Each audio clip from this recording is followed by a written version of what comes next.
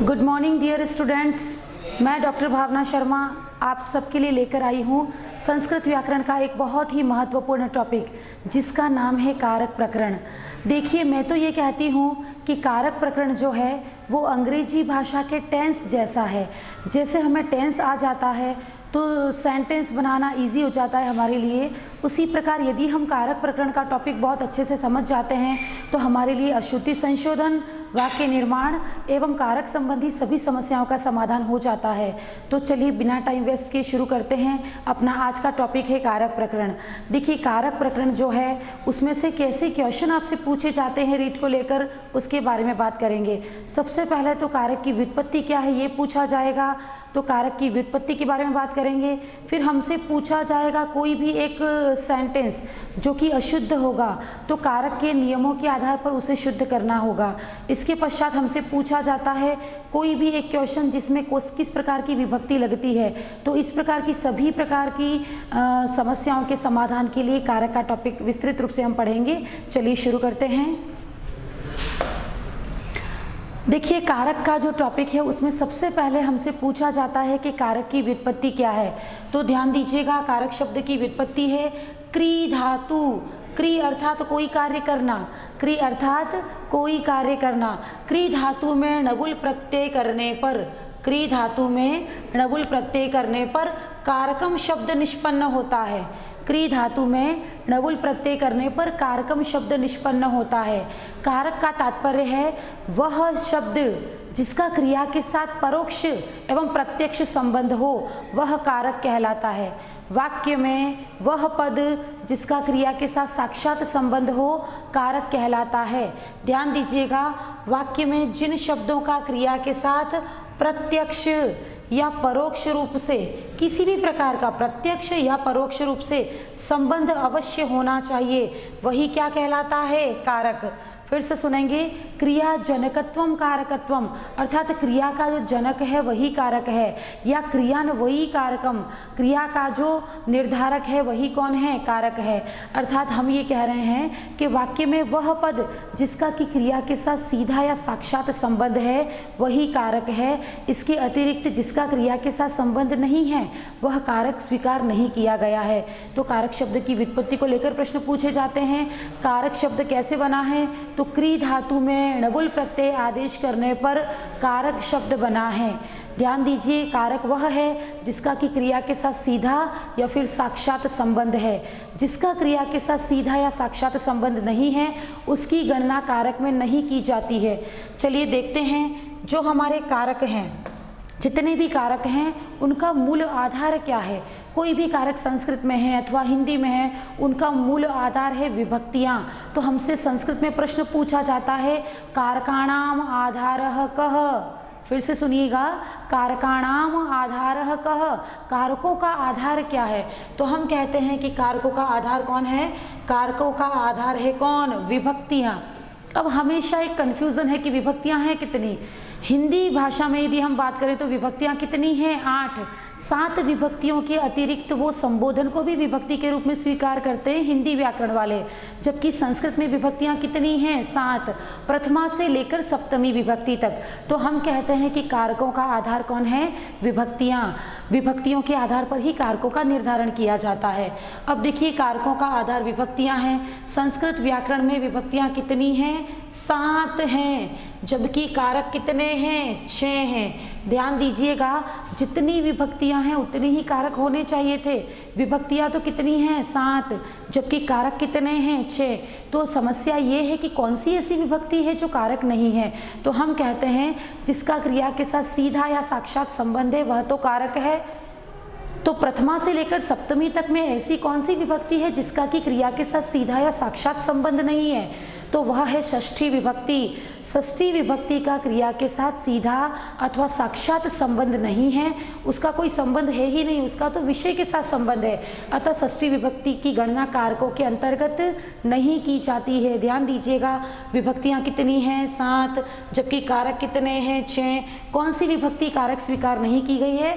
7 विभक्तियों में से संबंध अर्थात षष्ठी विभक्ति को कारक स्वीकार नहीं किया गया है। और संबोधन जो है हिंदी वाले जिसको विभक्ति मानते हैं उसको भी संस्कृत में कारक स्वीकार नहीं किया गया है। तो हमारी विभक्तियाँ कितनी हैं? 7, जबकि कारक कितने हैं? 6। विभक्तियाँ आधार हैं किसका? कारक का। क्वेश्चन पूछा जा सकता है कारकाणाम आधारः कः, कारकों का आधार कौन है? तो हमारा आंसर हो जाएगा क्या? विभक्तयः।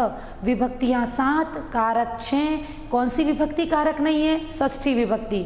ध्यान दीजिएगा, सबसे पहले पूछा जाता है कि संबोधने का विभक्ति, क्वेश्चन संस्कृत में पूछा जाता है संबोधने का विभक्ति अर्थात संबोधन में कौन सी विभक्ति प्रयुक्त होती है? तो ध्यान दीजिएगा विभक्तियाँ कितनी थी? 7, जिसमें संबोधन को हमने स्वीकार नहीं किया था संस्कृत में। तो हम कह रहे हैं संबोधन जो है वो मूलतः प्रथमा विभक्ति का ही एक रूप है। ध्यान दीजिएगा, क्वेश्चन पूछा जाएगा संबोधने का विभक्ति, तो हमारा आंसर हो जाएगा संबोधन में कौन सी विभक्ति होती है? प्रथमा विभक्ति। संबोधने का विभक्ति, संबोधन में कौन सी विभक्ति होती है? हमारा राइट आंसर है संबोधन में कौन सी विभक्ति होती है? प्रथमा। ध्यान दीजिएगा, आपसे ये कहा जाता है ना रामः रामौ रामाः, हम लोग लिखते हैं क्या? रामः, फिर हम लोग लिखते हैं रामौ और बहुवचन में आता है क्या? रामाः। तो हमसे कह दिया जाता है कि जो प्रथमा विभक्ति है वही वास्तव में कौन है? संबोधन है। लेकिन ध्यान दीजिएगा प्रथमा विभक्ति के प्रथम पद में परिवर्तन हो जाएगा। फिर इसके डिस्क्रिप्शन में मैं बता दूंगी कि प्रथमा विभक्ति के प्रथम पद में परिवर्तन हो जाएगा अथवा ये दोनों पद तो कैसे रहेंगे? यथावत रहेंगे। तो प्रथमा विभक्ति ही कौन है एक्चुअल में? संबोधन है। प्रश्न पूछा जाएगा संबोधने का विभक्ति, हमारा आंसर हो जाएगा संबोधने प्रथमा विभक्ति। ध्यान दीजिएगा विभक्तियाँ कितनी हैं? 7, कारक कितने हैं? 6। कौन सी विभक्ति कारक स्वीकार नहीं की गई है? षष्ठी विभक्ति। फिर हम कह रहे हैं संबोधन कौन सी विभक्ति है? तो संबोधन मूलतः कौन है? प्रथमा विभक्ति का ही एक रूप है। ध्यान दीजिए कारक कुल कितने हैं? देखिए यहाँ लिखा है कारकाणि षट्, अर्थात कुल कारक कितने हैं? 6। कुल कारक कितने स्वीकार किए गए हैं? 6। कौन कौन से कारक हैं? कर्ता कर्मम च करणम च संप्रदानम तथैव च अपादान अधिकरण इति आहु, ये कहलाते हैं कारकाणि षट्, अर्थात कुल कारक कितने हैं? कुल कारक 6 स्वीकार किए गए हैं। इसके बाद हम बात करते हैं सबसे पहला कारक कौन है। ध्यान दीजिए प्रश्न बहुत इंपॉर्टेंट बनता है यहाँ से। कुल कारक तो कितने हैं? 6। प्रथमा विभक्ति अर्थात कर्ता कारक, ध्यान दीजिएगा प्रथमा विभक्ति अर्थात कर्ता कारक। कर्ता कारक का प्रयोग कहाँ कहाँ होता है? कई बार एग्जाम में पूछा गया है, फर्स्ट ग्रेड में, सेकंड ग्रेड में, नेट में कई बार क्वेश्चन आ चुका है कि अधोलिखितेषु, ध्यान दीजिएगा अधोलिखितेषु कुत्र प्रथमा विभक्ति न स्यात्, निम्नांकित में से कहाँ प्रथमा विभक्ति प्रयुक्त नहीं होगी। तो हमें याद करना है कि प्रथमा विभक्ति कहाँ कहाँ प्रयुक्त होगी। ध्यान दीजिए हम सबसे पहले कह रहे हैं प्रातिपदिक अर्थ, लिंग, परिमाण, वचन मात्रे प्रथमा, ये हमारा प्रथमा विभक्ति का पहला सूत्र है। फिर से बात करेंगे प्रातिपदिकार्थ, लिंग, परिमाण, वचन मात्रे प्रथमा। प्रातिपदिक का अर्थ क्या है? ध्यान दीजिए प्रातिपदिक अर्थात कोई भी शब्द जो अर्थवान है वो प्रातिपदिक कहलाता है। जैसे कि मैंने लिख दिया रामः, रामः शब्द को सुनकर हमें ये अनुभूति होती है कि किसी पुल्लिंग की बात हो रही है। तो जिस शब्द का अपना कोई अर्थ हो वो कहलाएगा क्या? प्रातिपदिक। फिर हमसे पूछ रहे हैं लिंग, लिंग कितने हैं संस्कृत में? लिंग संस्कृत में 3 हैं, पुल्लिंग, स्त्रीलिंग एवं नपुंसकलिंग। तो किसी भी प्रकार के लिंग में कौन सी विभक्ति प्रयुक्त होती है? प्रथमा विभक्ति। फिर हमसे कहा गया है परिमाण, ध्यान दीजिएगा परिणाम नहीं परिमाण, अर्थात परिमाण का तात्पर्य है वजन या नापतोल। ध्यान दीजिएगा परिमाण का तात्पर्य है वजन अर्थात नापतोल। किसी भी प्रकार के वजन अथवा नापतोल में कौन सी विभक्ति प्रयुक्त होती है? प्रथमा विभक्ति।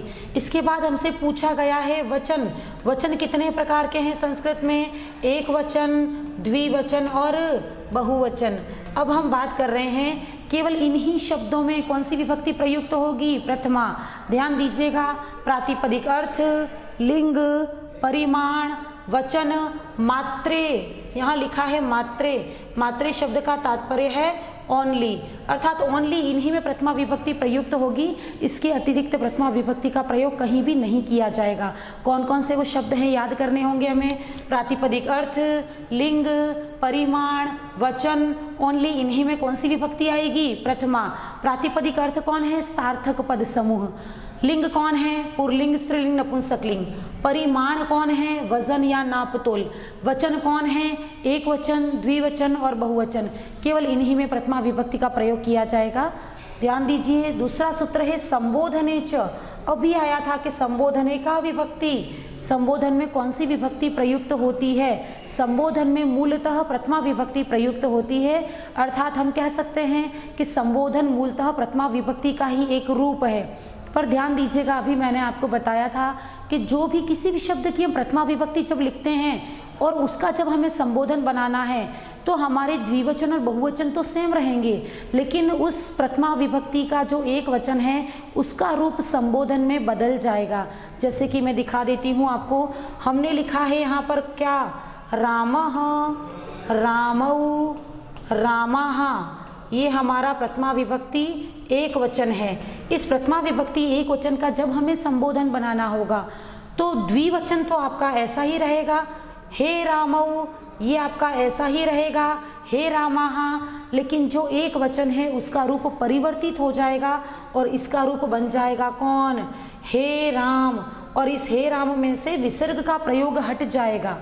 ध्यान दीजिएगा, प्रथमा विभक्ति और संबोधन में द्विवचन और बहुवचन तो यथावत रहेंगे, हे रामौ, हे रामाः, किंतु प्रथमा विभक्ति एक वचन जो है वो संबोधन एक वचन में बदल जाएगा और उसका रूप हो जाएगा कौन, हे राम, अर्थात विसर्ग का प्रयोग यहाँ से हट जाएगा। उसी प्रकार मैं बात करूँ रमा शब्द की, तो रमा शब्द का प्रथमा एक वचन है रमा, बिना विसर्ग वाला रमा, लेकिन इसका जब संबोधन बनता है तो वो बनता है हे रमे, अर्थात मैं कहना चाह रही हूँ कि संबोधन मूलतः प्रथमा विभक्ति ही है, लेकिन उसके एक वचन का जो रूप है उसमें हमेशा थोड़े बहुत परिवर्तन आएंगे और वो परिवर्तन परीक्षा की दृष्टि से महत्वपूर्ण है, उनका ज़रूर से आप ध्यान रखें। तो हम बात करें प्रथमा विभक्ति कहाँ कहाँ लगती है, कितनी जगह लगती है, उनको काउंट कर लेते हैं। प्रातिपदिक अर्थ, लिंग, परिमाण, वचन एवं संबोधन, 5 स्थानों पर ही प्रथमा विभक्ति का प्रयोग होता है।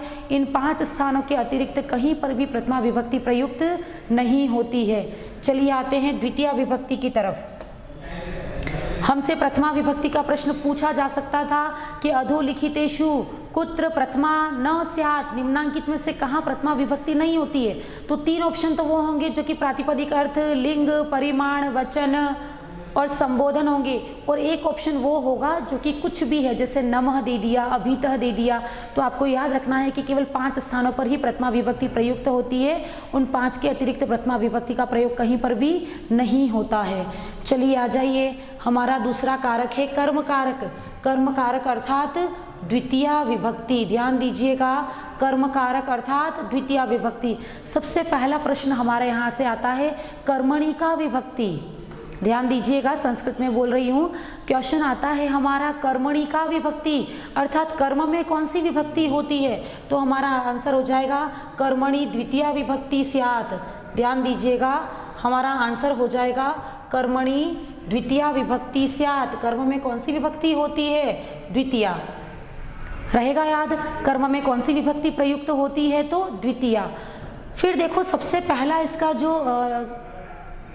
सूत्र है वो हमसे कहा गया है कर्तुः इप्सिततमं कर्म। कर्तुः अर्थात कर्ता का, कर्तुः अर्थात कर्ता का, इप्सिततमं अर्थात सबसे पसंदीदा, कर्ता का जो सबसे पसंदीदा है, कर्ता का जो सबसे पसंदीदा है उसको कहते हैं कौन, इप्सिततम। उसको क्या कहते हैं, इप्सिततम।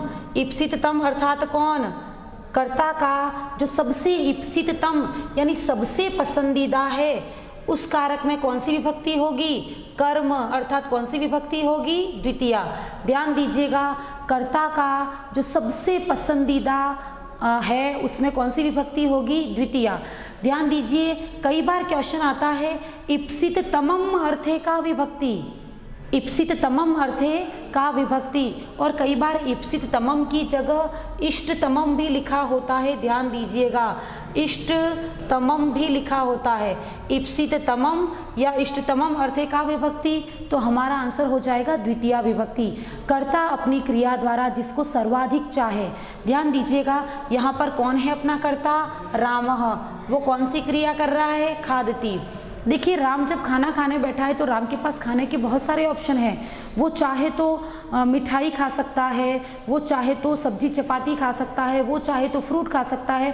बहुत सारी चीज़ें उसके पास खाने की हैं, लेकिन बहुत सारी चीज़ों में राम का मन है कि इस बार वो मोदक खाए। तो मोदक कर्ता के क्या हैं? इष्टतमम या इप्सिततमम हैं। इसी कारण सबसे पहले वो उसे खाना चाह रहा है। तो कर्ता अपनी खाने की क्रिया के द्वारा सर्वाधिक किसको पसंद कर रहा है? अभी मोदक को पसंद कर रहा है। अतः मोदक में कौन सी विभक्ति प्रयुक्त हुई है? द्वितीय विभक्ति। इसी प्रकार देखिएगा, एक पद दे रखा है यहाँ पर, पिता समाचार पत्रम पठति। पिता यहाँ पर कौन है? कर्ता है। ध्यान दीजिएगा, यहाँ पर पिता कौन है? कर्ता है। हम कह रहे हैं कि पिता समाचार पत्रम पठति, अर्थात पिता समाचार पत्र पढ़ते हैं। ध्यान दीजिए, पिता पठति, पिता कौन सी क्रिया कर रहे हैं? पढ़ने की।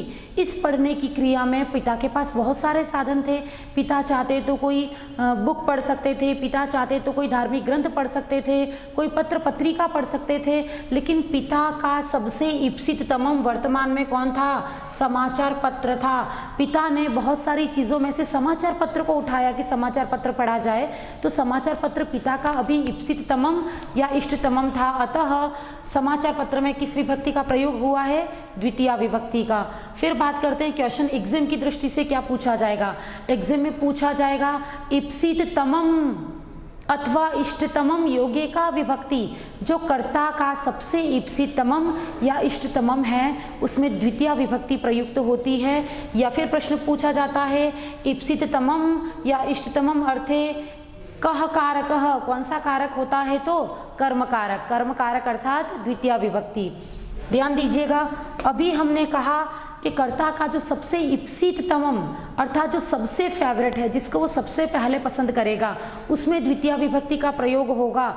लेकिन कई बार क्या होता है कि कर्ता जिस चीज़ को नहीं चाहता है, अनइप्सित, ध्यान दीजिएगा, एक शब्द है अनइप्सित, कर्ता जिसे नहीं चाहता है, कई बार वहाँ पर भी कर्म संज्ञा होकर द्वितीय विभक्ति प्रयुक्त हो जाती है।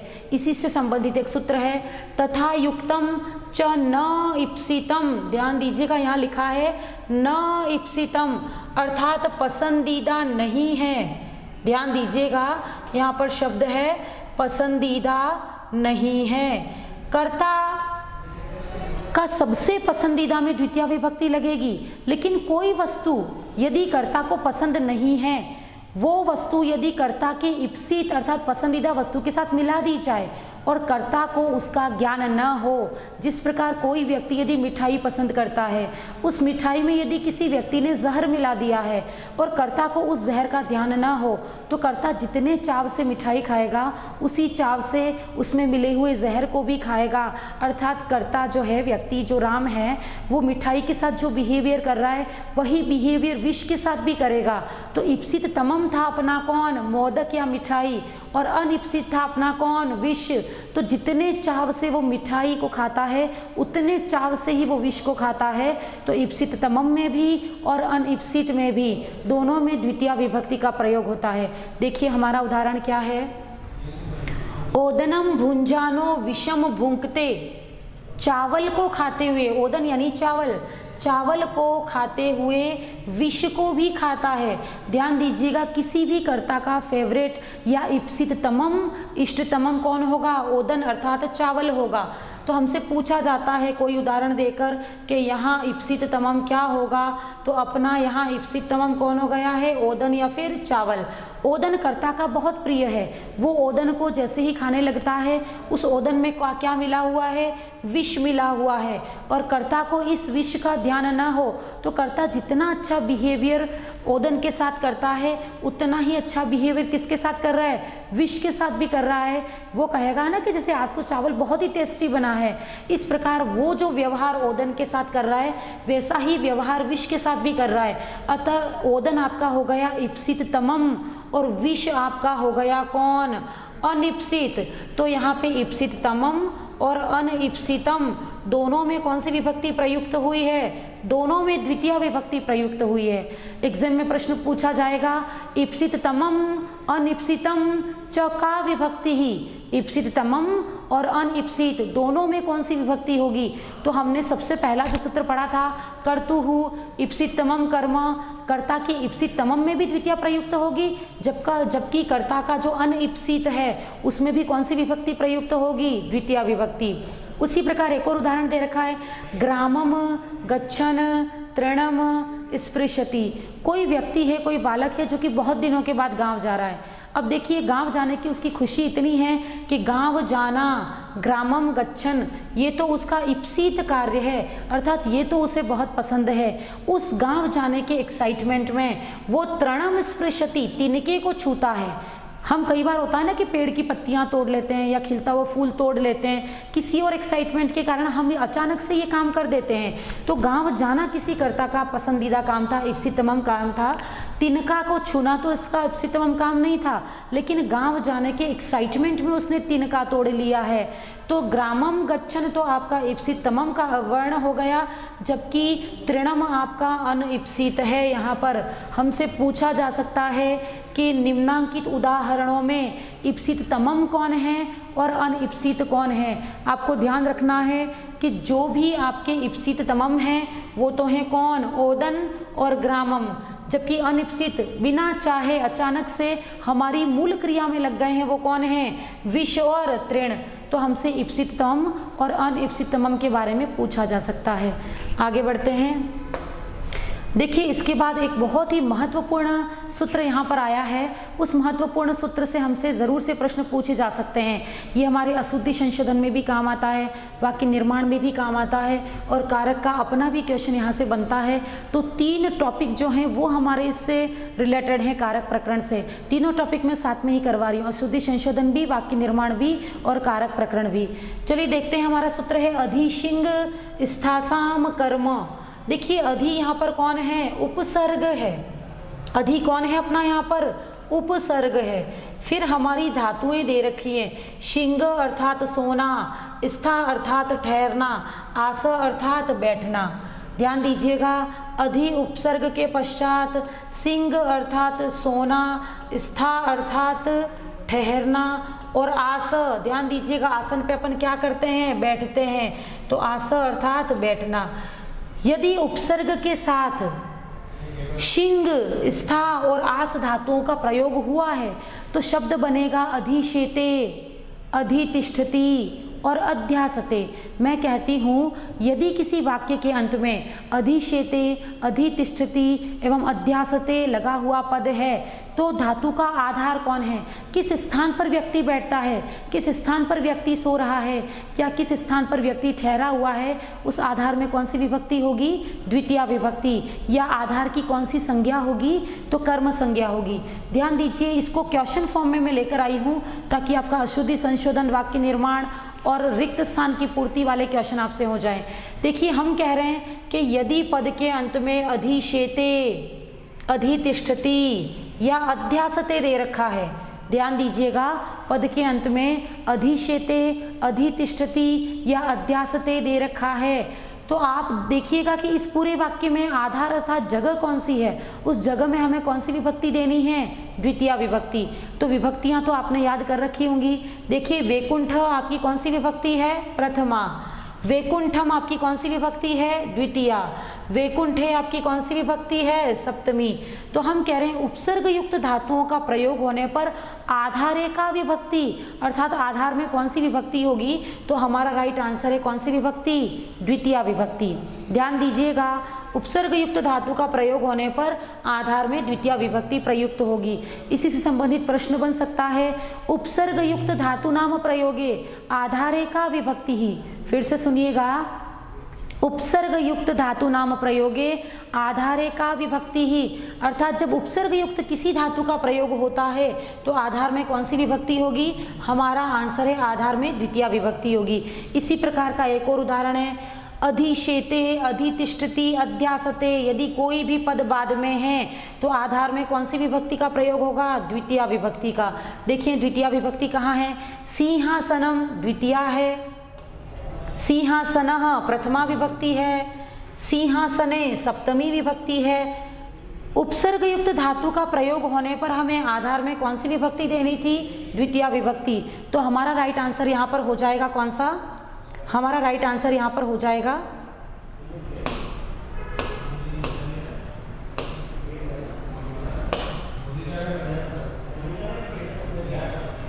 चलिए दूसरा उदाहरण देखते हैं। भूपति ही सिंहासनम अध्यासते, उपसर्ग युक्त धातु का प्रयोग हुआ है, अतः आधार में कौन सी विभक्ति प्रयुक्त होगी, द्वितीय। और यहाँ पर हमारी द्वितीय विभक्ति कौन सी है, सिंहासनम, अर्थात उपसर्ग युक्त धातु का प्रयोग होने पर आधार में कौन सी विभक्ति प्रयुक्त हुई है, द्वितीय विभक्ति। इसी प्रकार नेक्स्ट सूत्र देखते हैं। नेक्स्ट सूत्र भी उपसर्ग युक्त धातु वाला ही है। सूत्र का नाम है उपान वद्यांग वसह। देखिए पहले अधि उपसर्ग था, अधि उपसर्ग था और शिंग, स्था और आस तीन धातुएं थी। अब यहाँ पर उपसर्ग कितने हैं, चार। उपसर्ग का नाम है उप, अनु, अधि और आंग, और इसके साथ धातु प्रयुक्त करनी है कौन, वस। वस धातु का तात्पर्य है क्या, रहना। हम कह रहे हैं कि यदि उपवसति, अनुवसति, अधिवसति एवं आवसति, फिर से सुनिएगा, उपवसति, अनुवसति, अधिवसति एवं आवसति, इन शब्दों का प्रयोग यदि अंत में होता है तो आधार में कौन सी विभक्ति देनी है आपको, द्वितीय। आपको एक ही बात याद रखनी है, धातु यदि उपसर्ग युक्त है तो आधार में द्वितीय विभक्ति प्रयुक्त होगी। देखिए उपवसति में उप कौन है आपका, उपसर्ग, वसति कौन है आपकी, धातु। उपसर्ग युक्त धातु होने के कारण ही हम रिक्त स्थान में कौन सी विभक्ति दे रहे हैं, द्वितीय। और ये रिक्त स्थान जो है वो आपका आधार होगा। हरि ही रिक्त स्थान उपवसति, हरि रहते हैं, हरि के रहने का आधार क्या है, मंदिरम अर्थात द्वितीय विभक्ति, मंदिरे अर्थात सप्तमी विभक्ति, मंदिरात अर्थात पंचमी विभक्ति। उपसर्ग युक्त धातु आई है अतः हमारा उत्तर हो जाएगा कौन, मंदिरम। इसी प्रकार का एक और उदाहरण है, मुनि ही अनुवसति। देखिए हम कह रहे थे वस धातु के साथ उप, अनु, अधि, आंग इतने सभी उपसर्ग प्रयुक्त हो सकते थे, तो हमारा उपसर्ग है अनु उपसर्ग, धातु है वसति, तो पूरा पद हो गया अनुवसति। उपसर्ग युक्त धातु है अतः मुनि के रहने का आधार कौन है, आश्रम, तो आश्रम में कौन सी विभक्ति होगी, द्वितीय। अब हमें देखना है द्वितीय विभक्ति वाला आश्रम कहाँ पर है, आश्रमाय चतुर्थी विभक्ति, आश्रमम द्वितीय विभक्ति, आश्रमे सप्तमी विभक्ति। तो इन सब में से हम निर्धारित करेंगे उपसर्ग युक्त धातु आई है अतः आश्रम में कौन सी विभक्ति प्रयुक्त होगी, द्वितीय विभक्ति। आपको सिर्फ इतनी सी बात याद रखनी है कि यदि पद के अंत में उपसर्ग युक्त धातु है तो सदैव आधार में कौन सी विभक्ति देनी है, द्वितीय विभक्ति। देखिए इसी प्रकार हम इनके अपवादों की बात करेंगे। हमको ये तो याद है कि उपसर्ग युक्त धातु का प्रयोग होने पर द्वितीय विभक्ति प्रयुक्त होगी, लेकिन यदि वह उपसर्ग हट जाता है तो आधार में कौन सी विभक्ति होगी। ध्यान दीजिएगा, उपसर्ग के साथ यदि धातु है तो आधार में द्वितीय विभक्ति होगी, तभी हम आश्रमम, वनम, गृहम, मंदिरम इस प्रकार की बातें कर रहे हैं। लेकिन केवल धातु है, यदि उपसर्ग का प्रयोग नहीं किया गया है, केवल धातु आ जाती है तो आधार में सप्तमी विभक्ति होगी। और आधार में सप्तमी विभक्ति होने का कारण क्या है, आधारो अधिकरणम नामक सूत्र।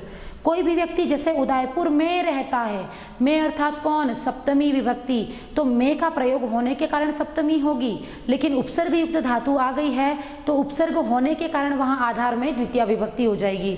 अब ध्यान दीजिएगा उदाहरण के माध्यम से। उपवसति, मैंने आपसे यही कहा कि आप अंतिम पद को देखेंगे। उपवसति अर्थात उपसर्ग युक्त धातु है, तो हरि के रहने का आधार कौन है, वन, तो वन में कौन सी विभक्ति हो जाएगी, द्वितीय।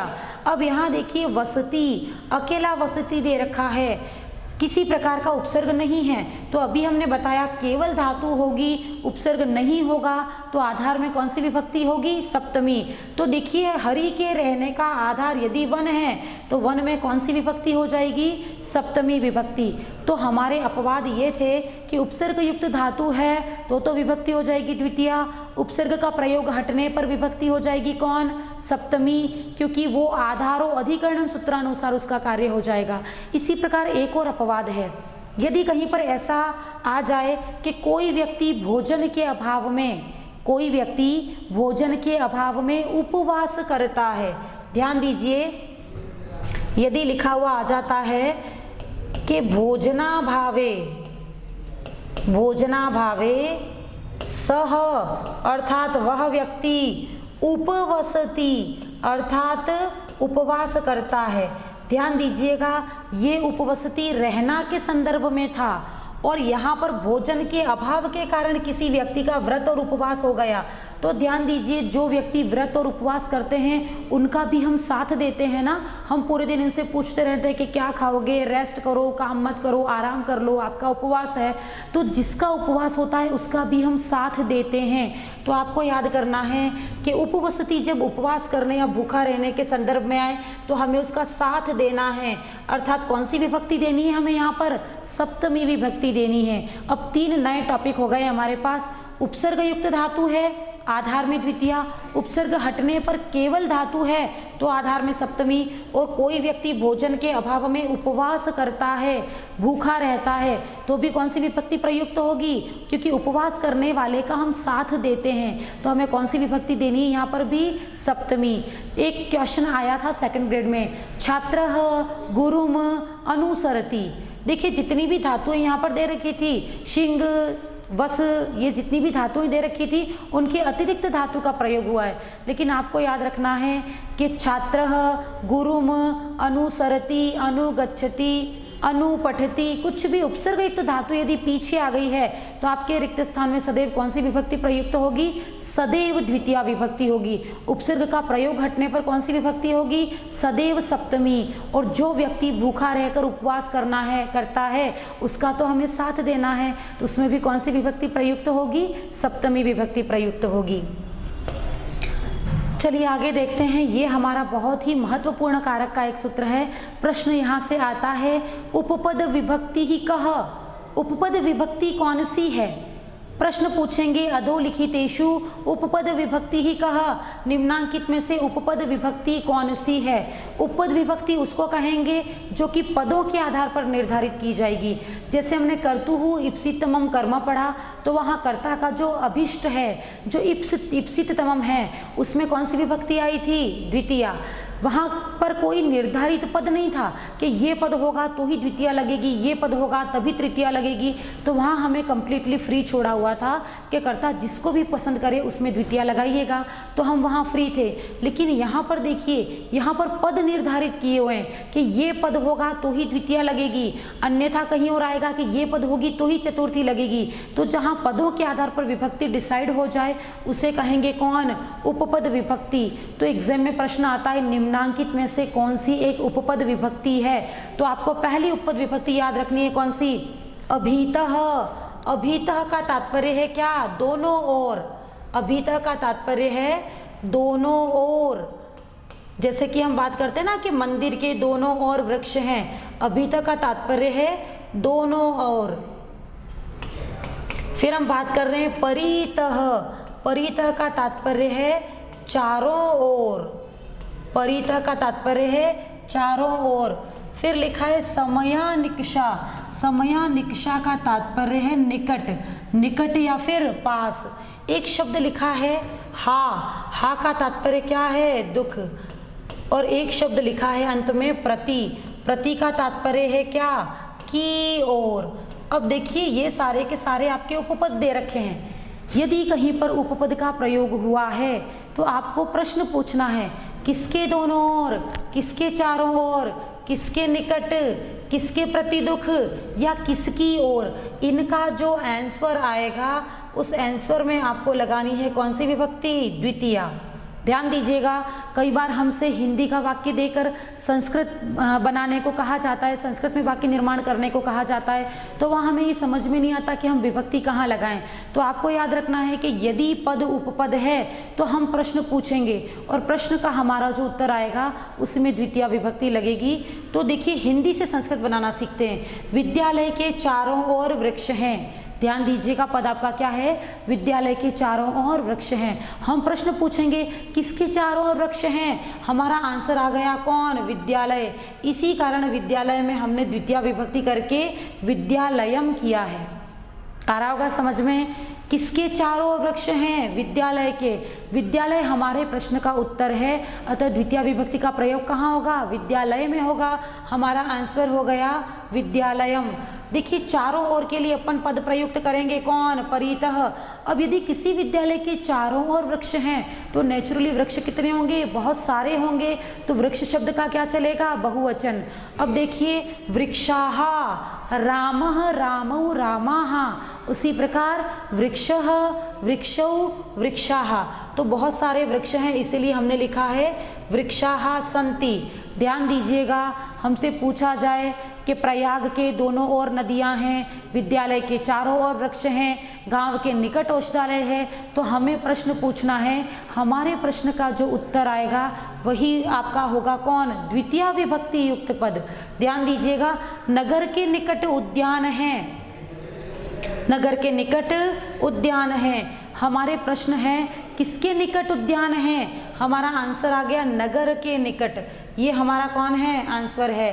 तो हमें याद रखना है कि आंसर में हमें कौन सी विभक्ति देनी है? द्वितीय।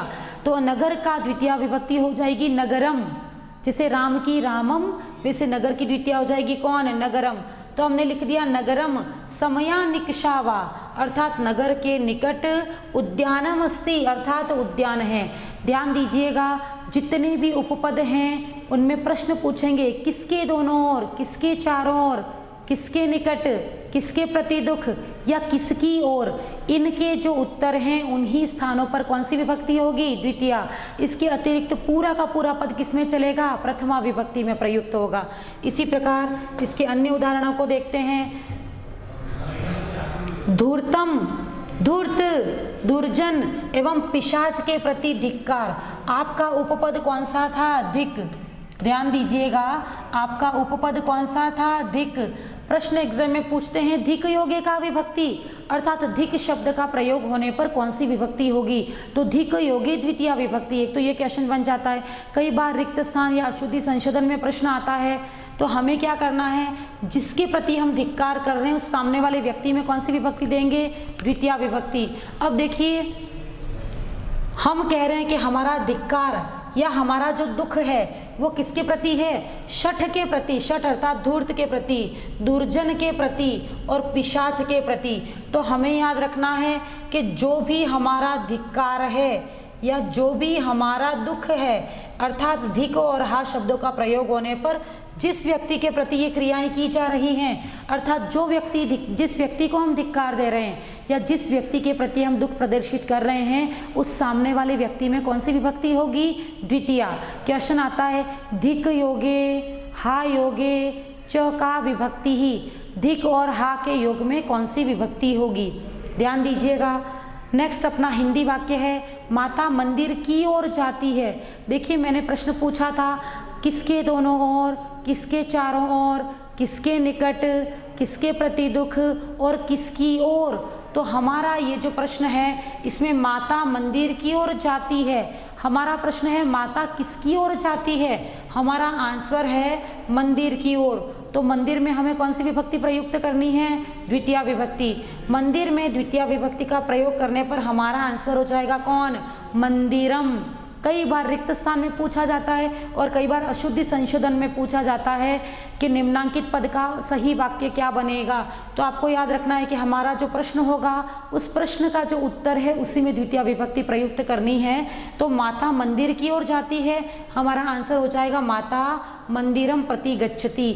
देखिए प्रति जो है आपका यहाँ पर कौन है, उपपद है। अभीतः, परितः, समया, निकषा, हा और प्रति, ये सारे के सारे आपके कौन थे, उपपद थे। धिक भी आपका एक तरह का कौन है, उपपद है। तो कई बार प्रश्न पूछा जाता है कि निम्नांकित में से कौन एक उपपद है और कौन एक उपपद नहीं है। तो आपको याद करना है अभीतः, परितः, समया, निकषा, हा, प्रति और धिक, ये सारे के सारे कौन हैं, उपपद हैं। और उपपद से संबंधित वाक्य का निर्माण करते समय हमें प्रश्न पूछना है और प्रश्न का जो उत्तर होगा उसी में कौन सी विभक्ति प्रयुक्त होगी, द्वितीय विभक्ति। चलिए इसके आगे देखते हैं क्या है। देखो इसके बाद हमारा आ गया है करण कारक। प्रश्न सीधा सीधा बनता है करणे का विभक्ति, अर्थात करण में कौन सी विभक्ति प्रयुक्त होगी। तो ध्यान दीजिए करणे का विभक्ति हमारा आंसर हो जाएगा तृतीया विभक्ति। करण में कौन सी विभक्ति प्रयुक्त होती है, तृतीया। अब देखिए तृतीया विभक्ति का एक बहुत ही महत्वपूर्ण सूत्र यहाँ पर दे रखा है, साधक तमम करणम, साधक तमम करणम। क्वेश्चन ये पूछते हैं करणे का विभक्ति, तो हमारा आंसर हो जाएगा करणे का विभक्ति तो तृतीया विभक्ति। यदि हमसे पूछा जाए साधक तमम कौन है, हमसे पूछा जाता है साधक तमम कौन है, तो देखिए कोई भी व्यक्ति कोई क्रिया करता है, कोई भी व्यक्ति कोई क्रिया करता है तो उस क्रिया की सिद्धि में, उस क्रिया की सिद्धि में जो अत्यंत सहायक है वही कहलाता है कौन, करण। और करण में कौन सी विभक्ति होती है, तृतीया। ध्यान दीजिए कोई भी व्यक्ति कोई भी क्रिया कर रहा है, जैसे कि कोई बालिका लिखने का कार्य कर रही है, तो लिखने में सर्वाधिक महत्वपूर्ण भूमिका किसकी रहेगी, कलम या फिर पेन की। कोई बालक यदि कुछ खा रहा है तो खाने में सबसे महत्वपूर्ण भूमिका किसकी रहेगी, चम्मच की। यदि कोई व्यक्ति मुंह धो रहा है तो मुंह धोने में महत्वपूर्ण भूमिका किसकी रहेगी, जल की या पानी की। उसी प्रकार कोई व्यक्ति यदि सफ़र कर रहा है, कोई व्यक्ति किसी एक स्थान से दूसरे स्थान पर जा रहा है, तो महत्वपूर्ण भूमिका रहेगी यातायात के साधनों की। तो वह महत्वपूर्ण कारक जिसके होने पर ही कार्य की सिद्धि हो और जिसके अभाव में कार्य रुक जाए, वह महत्वपूर्ण साधन कहलाएगा कौन, करण। और करणे का विभक्ति तृतीया। ध्यान दीजिएगा सीता लिखती, सीता कौन सा कार्य कर रही है, लिखने का। अब देखिए लिखने में महत्वपूर्ण भूमिका होती है किसकी, कलम की, और कलम अपना हो गया कौन, करण। तो करण में कौन सी विभक्ति आएगी, तृतीया। देखिए कलमः प्रथमा विभक्ति, कलमेन तृतीया विभक्ति, उसी प्रकार कलमस्य षष्ठी विभक्ति। तो हम कह रहे हैं कि क्रिया की पूर्ति में जो सबसे ज़्यादा सहायक होगा उसकी तो कौन सी विभक्ति होगी, तृतीया। तो हमारा राइट आंसर यहाँ पर हो गया कौन, कलम। सीता कलमेन लिखती। उसी प्रकार शिशुः क्रीडति, शिशु अर्थात छोटा बच्चा खेलता है। बच्चा जब खेलता है उसका महत्वपूर्ण साधन कौन है, कंदुक। कंदुक अर्थात कौन, गेंद या फिर बॉल। तो शिशुः क्रीडति, शिशु खेलता है। यहाँ पर कंदुक की विभक्तियाँ दे रखी है। देखो हमारा राइट आंसर वो होगा जिसमें कि कौन सी विभक्ति लगी हुई है, तृतीया। अब देखो कंदुकः प्रथमा विभक्ति, कंदुकेन तृतीया विभक्ति, कंदुकस्य षष्ठी विभक्ति। तो हम कह रहे हैं शिशु के खेलने में सबसे महत्वपूर्ण साधन यानी कि करण कौन है, कंदुक है। तो करणे का विभक्ति तृतीया। हमारा राइट आंसर हो जाएगा कौन, कंदुकेन। उसी प्रकार यदि कोई व्यक्ति मुंह धो रहा है तो मुंह धोने में सबसे महत्वपूर्ण क्या रहेगा, जल। तो हम कहेंगे सह जलेन मुखम प्रक्षालयति। उसी प्रकार यदि कोई व्यक्ति जयपुर जा रहा है तो हम कहेंगे सह बस यानेन जयपुरम गच्छति, क्योंकि किसी व्यक्ति के जयपुर जाने में अत्यंत सहायक साधन कौन होगा, बस यान, अर्थात बस हो जाएगी। तो जो सहायक साधन है उसमें कौन सी विभक्ति होगी, तृतीया। फिर से सुनेंगे करणे का विभक्ति तृतीया। साधक तमम कौन है, कर्ता यदि कोई भी क्रिया कर रहा है उस क्रिया में सबसे महत्वपूर्ण जो है उसी को करण कहेंगे, या महत्वपूर्ण साधन ही कौन है? करण है। जिसके होने पर कार्य हो जाए एवं जिसके अभाव में कार्य की गति रुक जाए वही कौन है? करण। और करणे का विभक्ति, हमारा आंसर हो जाएगा करणे तृतीया विभक्ति। आगे बढ़ते हैं। कर्तृ करणयोः तृतीया, बहुत ही महत्वपूर्ण सूत्र है ये कारक का। कर्तृ अर्थात कर्ता में, ध्यान दीजिएगा, कर्तृ अर्थात कर्ता में, करणयोः अर्थात करण में, कर्तृ अर्थात कर्ता में, करणयोः अर्थात करण में कौन सी विभक्ति होगी? तृतीया। बिल्कुल सही बात है, अभी जस्ट पढ़ा कि करण में तो सदैव तृतीया विभक्ति ही प्रयुक्त होती है। करणे का विभक्ति तृतीया, अर्थात करण में तो सदैव तृतीया विभक्ति प्रयुक्त होगी, लेकिन हमसे पूछा है कि कर्ता में भी तृतीया विभक्ति होती है। तो एग्जाम में प्रश्न बहुत इंपॉर्टेंट बन रहा है, कर्तायाम प्रथमा विभक्ति कदा भवति, कर्ता में प्रथमा विभक्ति कब आती है? ध्यान दीजिए, कर्ता में तो सदैव कौन सी विभक्ति आती है? कर्ता में तो सदैव कौन सी विभक्ति आती है? प्रथमा। पर याद रखिएगा कोई एक जगह ऐसी है जबकि कर्ता में कौन सी विभक्ति आती है? तृतीया। और वो वाला प्लेस कौन सा है कि कर्ता में तृतीया आएगी? तो हम कहते हैं जब भी कर्ता कर्मवाच्य में हो, जब कर्ता कर्मवाच्य में हो तो कर्मवाच्य के कर्ता में कौन सी विभक्ति आएगी? तृतीया। प्रश्न पूछा जा सकता है कर्मवाच्यस्य कर्तायाम, फिर से सुनिएगा, कर्मवाच्यस्य कर्तायाम अर्थात कर्मवाच्य के कर्ता में का विभक्ति, तो हमारा आंसर हो जाएगा कौन? तृतीया। अदरवाइज तो कर्ता में सदैव कौन सी विभक्ति लगती है? प्रथमा। अब हमारी पूरी बात हो गई कि करण में तो तृतीया लगेगी, लेकिन जब कोई वाक्य कर्मवाच्य में हो, जब कोई वाक्य कर्मवाच्य में हो तो उसके कर्ता में भी तृतीया विभक्ति का प्रयोग होगा, अर्थात कर्मवाच्य के पद में कर्ता और करण दोनों जगह कौन सी विभक्ति आएगी? तृतीया।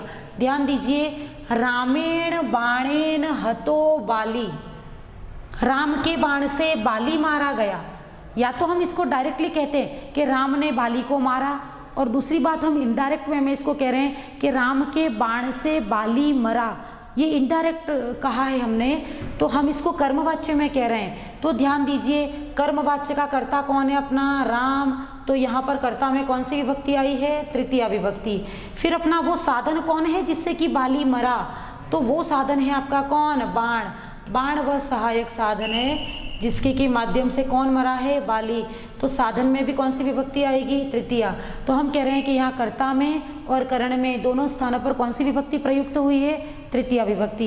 इसी प्रकार तेन कलमेन ग्रंथम लिख्यते, उसके द्वारा कलम से ग्रंथ लिखा गया। देखो, हम यह भी कह सकते थे कि उसने कलम से ग्रंथ लिखा, लेकिन इनडायरेक्ट या कर्मवाच्य हमसे कहता है कि उसके द्वारा कलम से ग्रंथ लिखा गया। उसके द्वारा अर्थात ये कौन है आपका? सह, अर्थात किसी व्यक्ति के बारे में कहा गया है कि उसके द्वारा, अर्थात तेन आपकी कौन सी विभक्ति है? तृतीया। तेन आपका कौन है? कर्ता। कलमेन, कलम वह सहायक साधन है जिससे कि ग्रंथ लिखा गया है। तो यहाँ पर तेना अर्थात कर्ता में भी तृतीया प्रयुक्त हुई है, और कलमेन यानी आपका जो सहायक साधन है उसमें भी तृतीया विभक्ति प्रयुक्त हुई है। तो हम कह रहे हैं कर्ता में और करण में दोनों में तृतीया विभक्ति प्रयुक्त होती है। कब? जब वाक्य किस में हो? कर्मवाच्य में हो। ध्यान दीजिएगा, जब वाक्य कर्मवाच्य में हो तभी कर्ता और करण दोनों में कौन सी विभक्ति प्रयुक्त होती है? तृतीया विभक्ति। अन्यथा तो कर्ता में सदैव कौन सी विभक्ति प्रयुक्त होगी? प्रथमा। चलिए इसके आगे देखते हैं। बहुत ही महत्वपूर्ण एक सूत्र है कारक का, ये अशुद्धि संशोधन में भी आता है, निर्माण में भी प्रयुक्त होता है, और रिक्त स्थान की पूर्ति से संबंधित भी आता है। देखिए, सह आपका अव्यय भी है। अव्यय में भी क्वेश्चन बन सकता है कि सह अव्यय के योग में कौन सी विभक्ति होती है? तो हमारा आंसर हो जाएगा सह अव्यय के योग में तृतीया विभक्ति होती है। तो सह हमारा अव्यय भी है। अब देखिए, हमसे कह रहे सह, सह का तात्पर्य है कौन? साथ में। ध्यान दीजिएगा, सह, सह का तात्पर्य क्या है? साथ में। जब भी ऐसी बात हो कि वह इसके साथ यहाँ गया, पिता पुत्र के साथ बाजार जाता है, माता पुत्री के साथ मंदिर जाती है, या शिशु पिता के साथ बाजार जाता है, कोई भी व्यक्ति किसी के साथ कहीं जाता है तो शब्द प्रयुक्त होगा सह। जहाँ पर भी सह प्रयुक्त हुआ है वहाँ एक व्यक्ति तो कौन होगा? प्रधान, और एक व्यक्ति कौन होगा? अप्रधान। ध्यान दीजिएगा कि कोई एक तो प्रधान व्यक्ति है जिसे कि वो काम करना है, और एक व्यक्ति वो होगा जिसको कि कोई काम नहीं है लेकिन वो सह यानी साथ में ऐसे ही चल पड़ा है। तो आपको याद रखना है कि जो साथ में ऐसे ही चल पड़ा है उस अप्रधान व्यक्ति में कौन सी विभक्ति होगी? तृतीया। प्रश्न पूछते हैं सहयोगी का विभक्ति, आपका आंसर है तृतीया। आपको पूछेंगे अप्रधान का विभक्ति, आपका आंसर है तृतीया। क्लियर? देखिए उदाहरण के माध्यम से समझते हैं। उदाहरण के माध्यम से अशुद्धि संशोधन और रिक्त स्थान में प्रश्न आता है कि सह शब्द का प्रयोग होगा तो वाक्य कैसे बनेगा। देखिए कोई वाक्य बना हुआ है, यहाँ पर आपका ये रिक्त स्थान हो जाएगा। ध्यान दीजिएगा, ये रिक्त स्थान होगा और आपसे पूछेंगे सह पिता विद्यालयम गच्छति, साथ में पिता विद्यालय जाते हैं, और पुत्र की जगह आपका कौन होगा? रिक्त स्थान होगा। तो रिक्त स्थान की जगह में विभक्तियां भरनी होंगी। आपको याद रखना है सह के जस्ट पहले जो कैंडिडेट है उसमें सदैव कौन सी विभक्ति आएगी? तृतीया विभक्ति। याद रखेंगे सह के जस्ट पहले जो भी कैंडिडेट है उसमें सदैव किस विभक्ति का प्रयोग होगा? तृतीया विभक्ति का। इसके अलावा सह के बाद में जो भी होगा या अन्य कहीं पर भी कोई पद होगा उसमें सदैव कौन सी विभक्ति होगी? प्रथमा। पर आपका जो रिक्त स्थान वाला पद है वो सदैव सह के पहले वाला पद रिक्त स्थान होगा। तो आपको याद रखना है कि सह के जस्ट पहले जो व्यक्ति है उसमें कौन सी विभक्ति आएगी? तृतीया। पुत्र शब्द की तृतीया विभक्ति कौन है? पुत्रेण। इस प्रकार यहाँ पे पुत्रेण सही हुआ। अब देखिए इस वाले पद को देखिए, यहाँ हम उसी टेक्निक से करेंगे। सबसे पहले हमें दे रखा है कौन? सह। सह के जस्ट आगे देखना है कौन व्यक्ति है? राम। राम की तृतीया कौन हो जाएगी? रामेण। तो सह शब्द के कारण रामायण में तृतीया विभक्ति हुई है। इसके अलावा कहीं पर भी कोई पद है तो उसमें सदैव कौन सी विभक्ति आएगी? प्रथमा। इसी कारण सीता में प्रथमा विभक्ति का प्रयोग हुआ है। ध्यान दीजिएगा सह शब्द का प्रयोग होने पर सह के जस्ट आगे वाले व्यक्ति में कौन सी विभक्ति? तृतीया। इसके अलावा कोई भी पद यदि कहीं पर भी है तो उसमें सदैव प्रथमा विभक्ति प्रयुक्त होगी। प्रश्न बनता है सहयोगी का विभक्ति तृतीया। प्रश्न बनता है अप्रधान का विभक्ति, तो भी आपका आंसर हो जाएगा कौन? प्रथमा विभक्ति।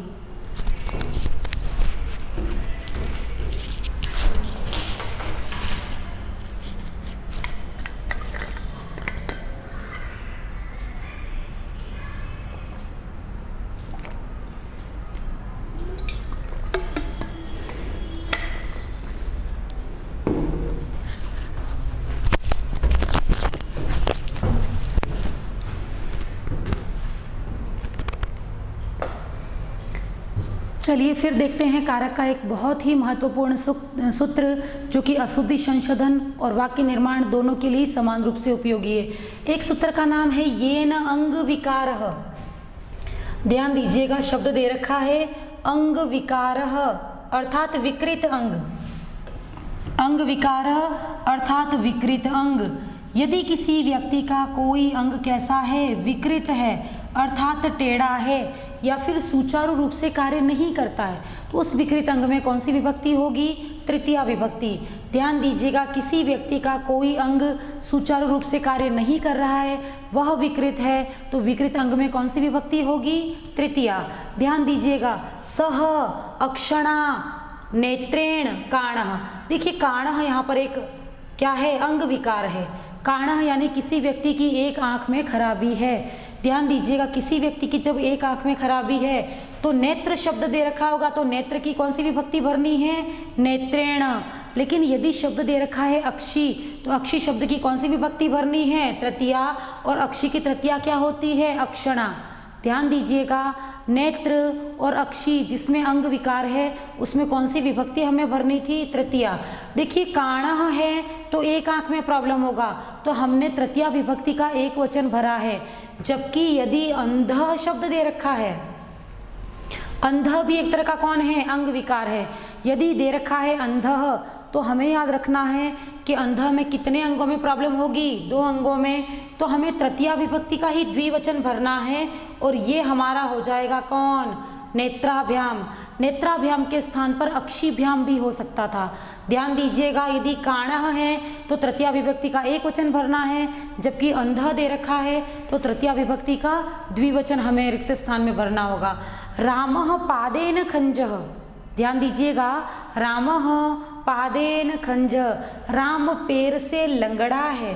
देखो लंगड़ा है अर्थात कितने पैर में प्रॉब्लम है, एक पैर में, तो आपका तृतीया विभक्ति का एक वचन अर्थात पादेन रहेगा, तृतीया विभक्ति का एक वचन अर्थात पादेन रहेगा।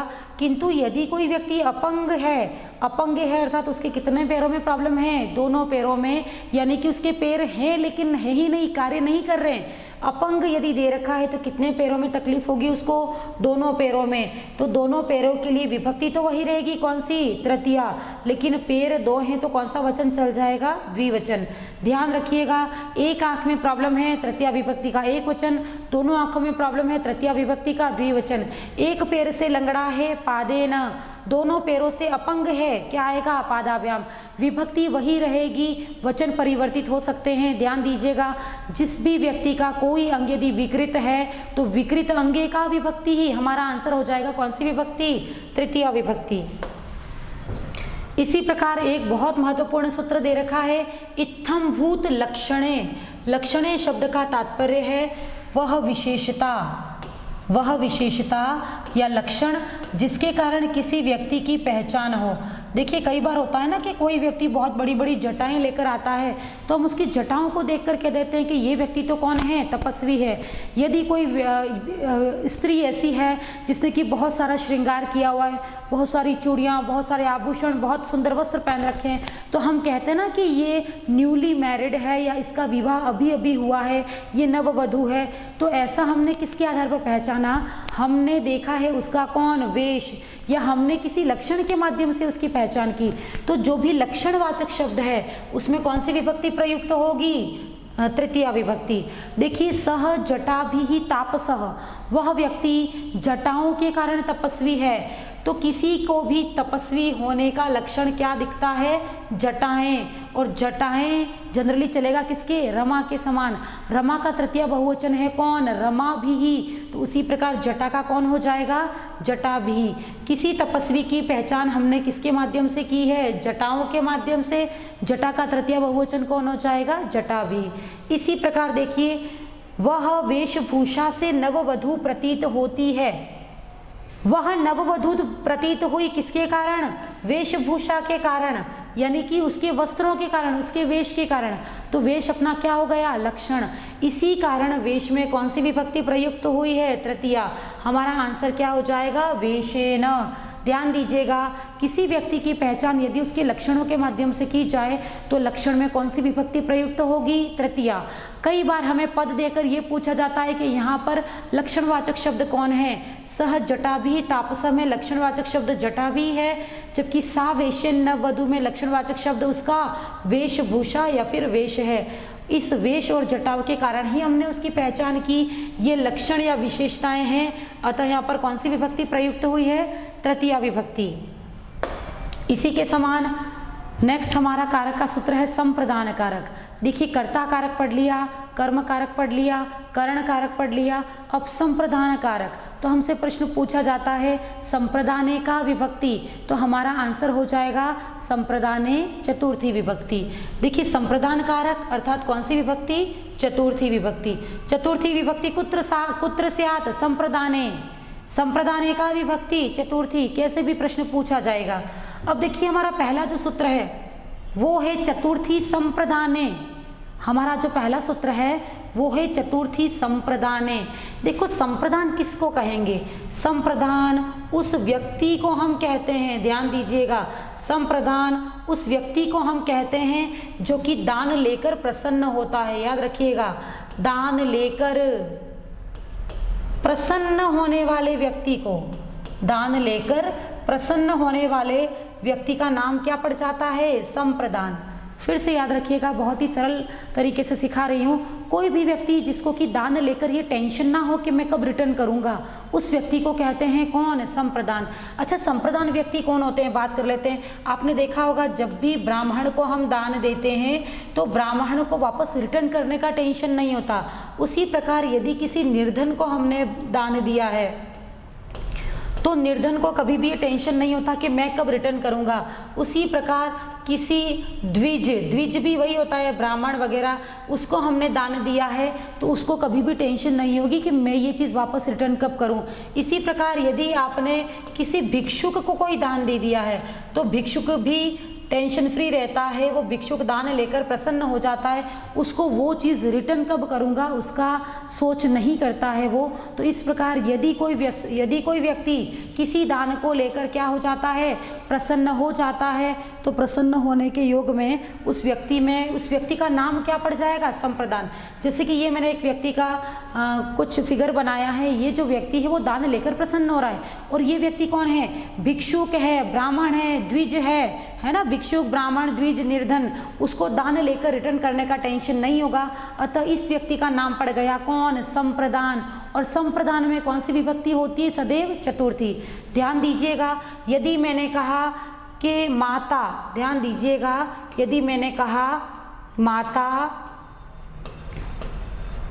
भिक्षुक को धन देती है, माता भिक्षुक को धन देती है, तो इस पूरे वाक्य में देखिए कौन ऐसा व्यक्ति है जो कि दान ले रहा है और जिसको रिटर्न करने का टेंशन नहीं है। तो कौन है वो व्यक्ति, भिक्षुक है, और भिक्षुक दान लेकर प्रसन्न हो जाएगा तो भिक्षुक अपना हो गया कौन, संप्रदान। और संप्रदान में कौन सी विभक्ति होगी, चतुर्थी। इसी कारण भिक्षुक की चतुर्थी कौन हो जाएगी आपकी, भिक्षुकाय। इसी प्रकार निर्धन को कोई चीज़ दी जाए तो कौन सी विभक्ति, चतुर्थी, क्या बनेगा, निर्धनाय। इसी प्रकार विप्र अर्थात ब्राह्मण को कोई चीज़ दी जाएगी तो ब्राह्मण का चतुर्थी विभक्ति क्या बनेगा, ब्राह्मणाय। तो निर्धनाय, ब्राह्मणाय, सेवकाय, द्विजाय, ये सब दान लेकर प्रसन्न होने वाले व्यक्ति हैं, ये सभी संप्रदान हैं। अतः संप्रदान में कौन सी विभक्ति प्रयुक्त होगी, चतुर्थी विभक्ति। इसी प्रकार देखते हैं विप्राय गाम ददाती, किसी विप्र को हमने गाय दी तो विप्र अर्थात कौन है, संप्रदान, वह गाय लेकर प्रसन्न होगा, विप्र में चतुर्थी विभक्ति। माता भिक्षुकाय भोजनम ददाती, माता भिक्षुक को भोजन देती है। दान लेने वाला या भोजन लेने वाला व्यक्ति कौन है, भिक्षुक, और भिक्षुक दान लेकर या भोजन लेकर प्रसन्न हो रहा है, अतः भिक्षुक की चतुर्थी विभक्ति क्या कहलाएगी, भिक्षुकाय। इसी प्रकार राजा याचक को वस्त्र देता है। देखिए राजा जो है वो किसी मांगने वाले व्यक्ति को क्या दे रहा है, वस्त्र। वस्त्र लेकर कौन प्रसन्न हो जाएगा, याचक। तो याचक की कौन सी विभक्ति प्रयुक्त होगी, चतुर्थी। इसीलिए बना है कौन, याचकाय। ध्यान दीजिएगा। उसी प्रकार माता शिशु को लड्डू देती है। माता जब शिशु को लड्डू देती है तो कौन प्रसन्न हो जाएगा, शिशु प्रसन्न हो जाएगा। और शिशु को ये टेंशन भी नहीं है कि वो अपना लड्डू वापस माता को कब दे, उसको रिटर्न करने का टेंशन नहीं है, तो वो संप्रदान हो गया। और हम कह रहे हैं शिशु में कौन सी विभक्ति लगेगी, चतुर्थी। शिशु शब्द गुरु के समान चलता है, जैसे गुरु की चतुर्थी कौन होती है, गुरवे। उसी प्रकार शिशु की चतुर्थी विभक्ति कौन हो जाएगी, शिष्यवे। तो यहाँ वही व्यक्ति हैं जो कि दान लेकर प्रसन्न हो रहे हैं, उनमें कौन सी विभक्ति प्रयुक्त हुई है, चतुर्थी। देखिए एक अपवाद है यहाँ पर कि हम किसी याचक को वस्त्र देते हैं और वापस उससे वह वस्त्र नहीं लेते। हम किसी निर्धन को, याचक को, भिक्षुक को, ब्राह्मण को कोई नवीन वस्त्र देते हैं तो उससे वह वस्त्र वापस नहीं लेते हैं। किंतु यदि हमने वस्त्र धोबी को दिए हैं, धोबी अर्थात रजक, ध्यान दीजिएगा, यदि हमने वस्त्र धोबी को दिए हैं तो धोबी को वस्त्र परमानेंटली तो नहीं दे दिए हैं, हम उस धोबी से वो वस्त्र वापस लेंगे। तो आप याद रखिएगा, यदि हम किसी धोबी को वस्त्र देते हैं तो वो वस्त्र वापस हम लेंगे। तो यहाँ पर रजक में कौन सी विभक्ति प्रयुक्त होगी, षष्ठी। अन्यथा भिक्षुक, ब्राह्मण, निर्धन होता तो कौन सी विभक्ति प्रयुक्त होती, चतुर्थी।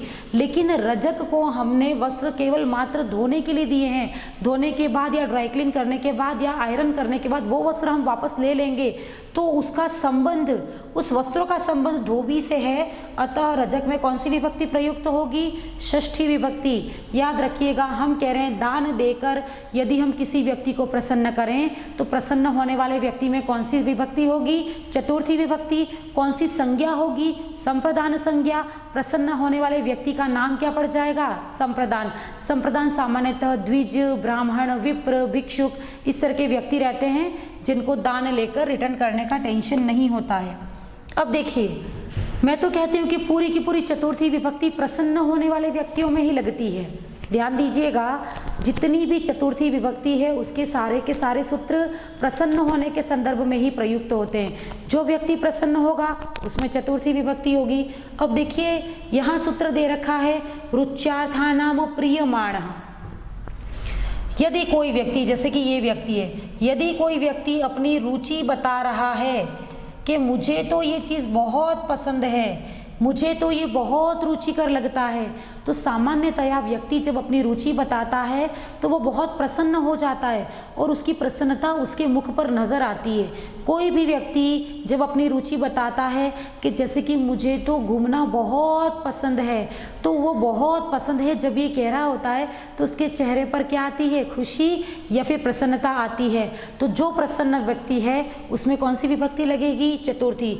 अर्थात जो व्यक्ति अपनी रुचि बताकर प्रसन्न होता है उस प्रसन्न व्यक्ति का नाम क्या पड़ जाता है, प्रियमाणः। ध्यान दीजिएगा, कोई व्यक्ति जो अपनी रुचि बता रहा है, रुचि बताकर प्रसन्न हो रहा है, उस प्रसन्न व्यक्ति का नाम क्या पड़ जाता है, प्रियमाणः। और परीक्षा में पूछा जा सकता है प्रियमाणे का विभक्ति चतुर्थी।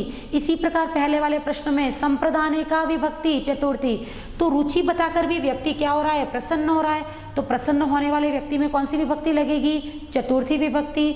देखिए क्रीडनकम रोचते, मैं तो कहती हूँ कि जब भी कोई रुचि की बात हो तो कर्ता कौन है जो कि अपनी रुचि बता रहा है, उस कर्ता में कौन सी विभक्ति लगानी है आपको, चतुर्थी विभक्ति। ध्यान दीजिएगा, अपनी रुचि कौन बता रहा है यहाँ पर, शिशु। शिशु में कौन सी विभक्ति लगानी है, चतुर्थी। शिशु की चतुर्थी हो जाएगी कौन, शिशवे। जिस प्रकार गुरु की चतुर्थी कौन है, गुरुवे, उसी प्रकार शिशु की चतुर्थी कौन हो जाएगी, गुरुवे। शिशु की चतुर्थी हो जाएगी शिशुवे। ध्यान दीजिएगा, दान लेकर जो व्यक्ति प्रसन्न हो रहा है उसमें चतुर्थी विभक्ति, अपनी रुचि बताकर जो प्रसन्न हो रहा है उसमें चतुर्थी विभक्ति। तो रुचि कौन बता रहा है, शिशु। शिशु को खिलौने पसंद हैं, शिशु को खिलौने रुचिकर लगते हैं। किसको रुचिकर लगते हैं, शिशु को। शिशु में कौन सी विभक्ति प्रयुक्त होगी, चतुर्थी। अब देखिए उदाहरण, नेक्स्ट उदाहरण है आपका मोदकम स्वदते रोचते वा। मोदक स्वादिष्ट लगते हैं या रुचिकर लगते हैं, किसको, बालक को। जब भी आपका पीछे रोचते आएगा आपको कर्ता में कौन सी विभक्ति भरनी है, चतुर्थी। फिर से ध्यान दीजिएगा, यदि लिखा है रोचते तो कर्ता में कौन सी विभक्ति, चतुर्थी। देखिए मोदकम स्वदते रोचते वा, मोदक रुचिकर लगते हैं, किसको रुचिकर लगते हैं, बालक को।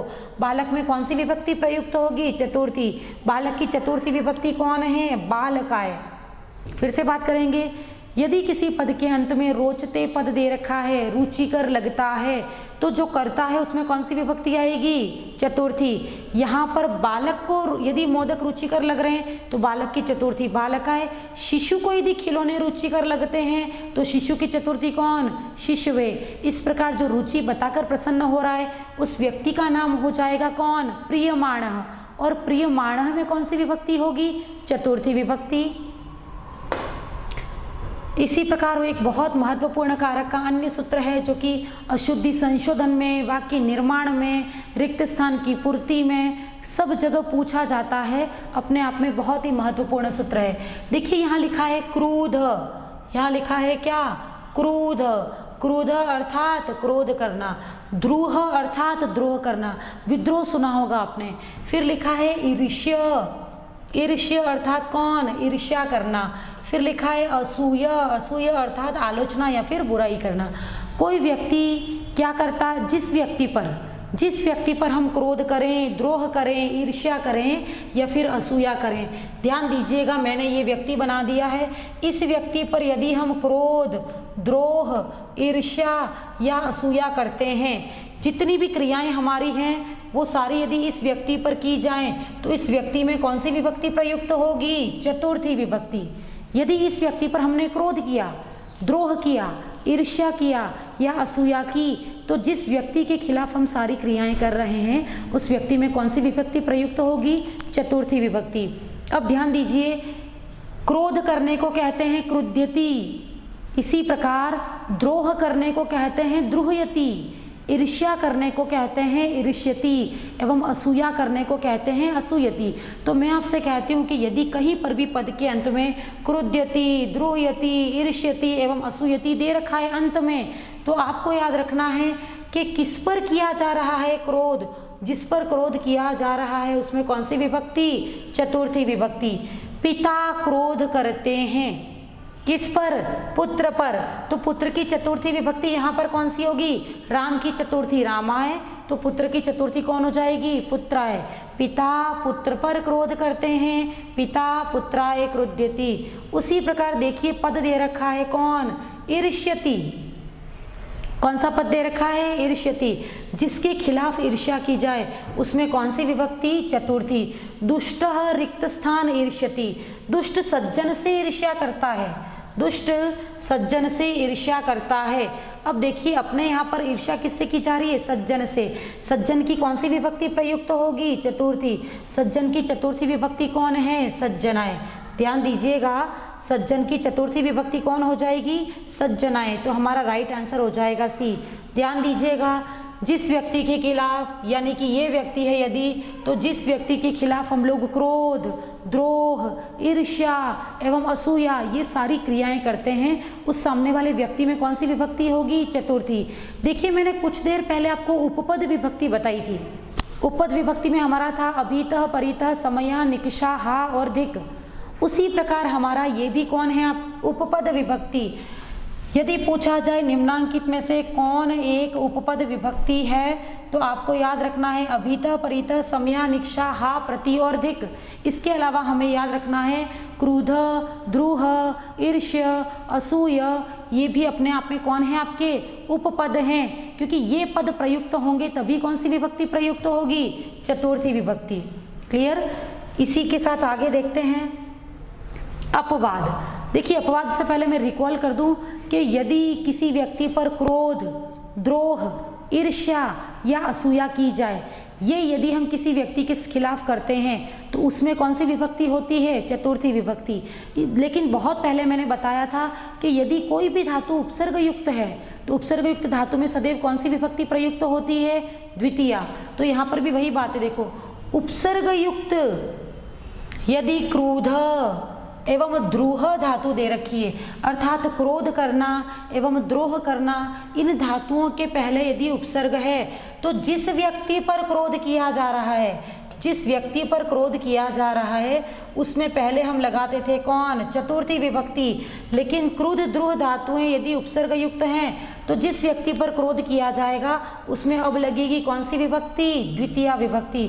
याद रखिएगा, मैं तो एक कॉमन सेंस डेवलप करती हूँ आप में कि जहाँ पर भी उपसर्ग युक्त धातुएं हैं वहाँ पर जिसके खिलाफ क्रिया की जा रही है उसमें सदैव कौन सी विभक्ति होगी, द्वितीया विभक्ति। जो आपका आधार है उसमें कौन सी विभक्ति होगी, द्वितीया। तो याद रखना है उपसर्ग युक्त धातु का प्रयोग होते ही कौन सी विभक्ति, द्वितीया। देखिए उदाहरण देखते हैं, अभिक्रुध्यति। उदाहरण अपना कौन है, अभिक्रुध्यति। उपसर्ग कौन है अपना, अभि। उपसर्ग युक्त क्रुध्यति धातु का प्रयोग हुआ है तो क्रोध किस पर किया जा रहा है, सेवक पर। क्रोध किस पर किया जा रहा है, सेवक पर। तो सेवक में कौन सी विभक्ति प्रयुक्त हुई है, द्वितीया। ध्यान दीजिएगा, उपसर्ग युक्त धातु आई है तो सेवक में कौन सी विभक्ति प्रयुक्त होगी, द्वितीया। इसी प्रकार देखिए, माता भिक्षुकम अभिद्रोह्यति। देखिए अपनी मूल धातु तो कौन है, द्रोह्यति। मूल धातु तो यहाँ पर कौन है, द्रोह्यति। लेकिन द्रोह्यति धातु के आगे यदि अभि उपसर्ग लगा हुआ है, द्रोह्यति धातु के आगे यदि अभि उपसर्ग लगा हुआ है तो जिस पर क्रोध किया जा रहा है उसमें कौन सी विभक्ति होगी, द्वितीया। तो हमारा आंसर हो गया कौन, भिक्षुकम। यहाँ आंसर हो गया कौन, सेवकम। ध्यान दीजिएगा, यदि क्रुध्यति, द्रोह्यति, ईर्ष्यति एवं असूयति बिना उपसर्ग की धातुएं प्रयुक्त हुई हैं तो जिस व्यक्ति के प्रति क्रोध किया जाए उसमें चतुर्थी विभक्ति होगी। किंतु यदि धातुएं उपसर्ग युक्त हैं, जैसे कि अभिक्रुध्यति, अभिद्रोह्यति, समद्रोह्यति, समक्रुध्यति, उपसर्ग युक्त धातु आने पर जिसके खिलाफ क्रोध किया जा रहा है, जिसके खिलाफ द्रोह किया जा रहा है, उस व्यक्ति में सदैव कौन सी विभक्ति होगी, चतुर्थी के स्थान पर द्वितीया होगी। कारण क्या है, उपसर्ग युक्त धातुएं। इसी प्रकार देखिए आगे, एक बहुत महत्वपूर्ण सूत्र है धारेरुत्तमर्णः। देखिए यहाँ पर दो पद हैं, एक पद दे रखा है धारी, एक पद दे रखा है कौन, धारी। धारी यानी लेने वाला। ध्यान दीजिएगा, धारी यानी लेने वाला। और एक पद यहाँ पे दे रखा है कौन, उत्तमर्णः। एक यदि व्यक्ति लेने वाला है तो दूसरा व्यक्ति कौन होता है, देने वाला। ध्यान रखिएगा, यदि धारेर उत्तमर्णः सूत्र दे रखा है, धारेर उत्तमर्णः सूत्र में कौन सी विभक्ति प्रयुक्त होती है, तो चतुर्थी। अब देखिए यहाँ पर ये दे रखा है धारी अर्थात लेने वाला, तो यदि कोई व्यक्ति लेने वाला है तो एक व्यक्ति होगा उत्तमर्ण, और उत्तमर्ण व्यक्ति कौन है, देने वाला। तो ध्यान रखिएगा, चतुर्थी विभक्ति का प्रयोग हमने सदैव किया था किसमें, प्रसन्न होने वाले में। सबसे पहले हमने कहा था कोई व्यक्ति जब दान लेता है और दान लेकर वो प्रसन्न होता है, जैसे विप्र, ब्राह्मण, निर्धन, भिक्षुक और द्विज, इन सब में हमने चतुर्थी विभक्ति प्रयुक्त की थी। इसी प्रकार हमने आगे कहा था कि कोई व्यक्ति अपनी रुचि बता रहा है तो रुचि बताकर वो प्रसन्न होता है ना। जैसे शिशु को खिलौने रुचिकर लगते हैं, कोई व्यक्ति रुचि बताएगा, रुचि बताकर प्रसन्न हो रहा है, तो उस प्रसन्न होने वाले व्यक्ति में भी कौन सी विभक्ति, चतुर्थी। इसी प्रकार हम कह रहे हैं कि यहाँ पर कोई एक तो ऋण लेने वाला है और कोई एक व्यक्ति कौन है, ऋण देने वाला। ध्यान रखिएगा, कोई व्यक्ति ऋण तभी लेता है जब वो समस्या में होता है, जब कोई एक्सीडेंटल केस उसके साथ जुड़ जाता है तो वो व्यक्ति रातों रात क्या लेता है, ऋण लेता है, ब्याज पर पैसे लेता है। तो जो व्यक्ति ब्याज पर पैसे ले रहा है वो तो प्रसन्न नहीं होगा, वास्तव में प्रसन्न तो वो होगा जो कि ब्याज पर पैसे दे रहा है, क्योंकि उसको पता है कि यदि मैं ब्याज पर पैसे देता हूँ तो मुझे बहुत सारा ब्याज मिलेगा उसके बदले में, है ना। तो यहाँ बात याद रखनी है कि जो भी ऋण लेता है वो प्रसन्न नहीं होगा, वो तो समस्या में होगा तभी ऋण लेगा। और एक कौन है, ऋणदाता या ऋण देने वाला। तो आपको याद रखना है कि ऋण देने वाले को सदैव कहते हैं कौन, उत्तमर्ण। और प्रश्न हो जाएगा उत्तमर्ण का विभक्ति, तो चतुर्थी, क्योंकि यहाँ पर प्रसन्न कौन हो रहा है, प्रसन्न होने वाला व्यक्ति यहाँ पर कौन है, उत्तमर्ण है। इस कारण यहाँ पर कौन सी विभक्ति प्रयुक्त हुई, चतुर्थी। अब देखिए, रामः शतम धारयति, राम 100 रुपये लेता है उधार, राम 100 रुपये उधार लेता है। देखिए, राम यदि 100 रुपये उधार ले रहा है तो राम समस्या में होगा तभी ले रहा है, तो राम तो दुखी है। यहाँ पर प्रसन्न भावने वाला व्यक्ति कौन होगा, श्याम। तो श्याम में कौन सी विभक्ति लगेगी, चतुर्थी। श्याम की चतुर्थी कहाँ दे रखी है, श्यामाएं। ध्यान दीजिएगा, यहाँ पर श्याम प्रसन्न हो रहा है क्योंकि श्याम सोच रहा है कि मैंने इसको पैसे दिए तो इसके बदले में कई काम करवा दूंगा इससे, तो यहाँ पर प्रसन्न कौन हो रहा है, श्याम। इसी कारण श्याम में कौन सी विभक्ति प्रयुक्त होगी, चतुर्थी विभक्ति। देखिए, धार्यति मोक्षम हरि, भक्त के लिए धारण करते हैं मोक्ष कौन, हरि। हरि ने भक्तों के लिए मोक्ष को धारण किया है।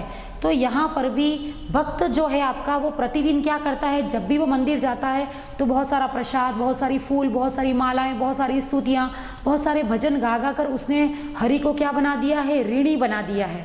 हरि को क्या बना दिया है, ऋणी बना दिया है। तो ऋणी बनाने वाला या ऋण चढ़ाने वाला व्यक्ति कौन है, यहाँ पर भक्त है। तो ऋण देने वाले में कौन सी विभक्ति होगी, चतुर्थी। इसी कारण यहाँ पर कौन सी विभक्ति प्रयुक्त हुई है, चतुर्थी, अर्थात भक्ताय धार्यति मोक्षम हरि। हरि तो मोक्ष ले रहे हैं लेकिन ऋण किसने चढ़ा दिया है, भक्त ने। अतः भक्त की कौन सी विभक्ति प्रयुक्त होगी यहाँ पर, चतुर्थी। ध्यान रखिएगा, प्रश्न आएगा उत्तमर्ण का विभक्ति चतुर्थी या फिर कोई अनसीन लाइन आ जाएगी। यहाँ पर आपको जज करना होगा कि इस बार ऋण लेने वाला तो समस्याग्रस्त है, जबकि ऋण देने वाला क्या है, प्रसन्न है, क्योंकि उसे ब्याज मिलेगा। तो ऋण देने वाला जो प्रसन्न है उसी में कौन सी विभक्ति लगेगी, चतुर्थी। तो यहाँ पर प्रसन्न कौन आ रहा है, श्याम। तो श्याम में कौन सी विभक्ति, चतुर्थी। इसी प्रकार ऋणी बनाने वाला व्यक्ति यहाँ पर कौन है, भक्त। भक्त हर बार फूल, मालाएं, प्रसाद और बहुत सारे रुपए चढ़ाकर भगवान को क्या कर देता है, ऋणी बना देता है।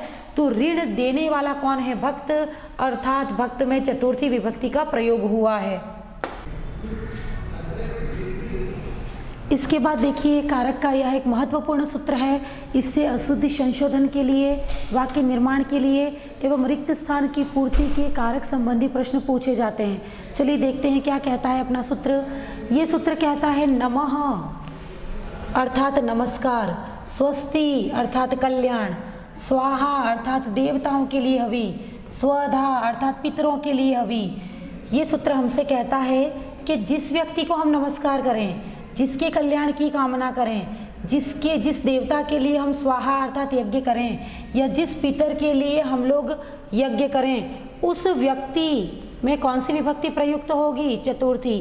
ध्यान दीजिएगा, जिस व्यक्ति को हम नमस्कार कर रहे हैं, यदि हम गुरु को नमस्कार कर रहे हैं तो गुरु में चतुर्थी। जिसकी कामना हम कर रहे हैं कि तुम खुश रहो, तुम सफल रहो, जिस व्यक्ति की कामना कर रहे हैं उस व्यक्ति में चतुर्थी विभक्ति। इसी प्रकार यदि किसी देवता के लिए हम यज्ञ कर रहे हैं और यज्ञ में आहुति देते समय हम लोग स्वाहा कह रहे हैं, तो जिस देवता के लिए आहुति दी जा रही है उस देवता में कौन सी विभक्ति? चतुर्थी।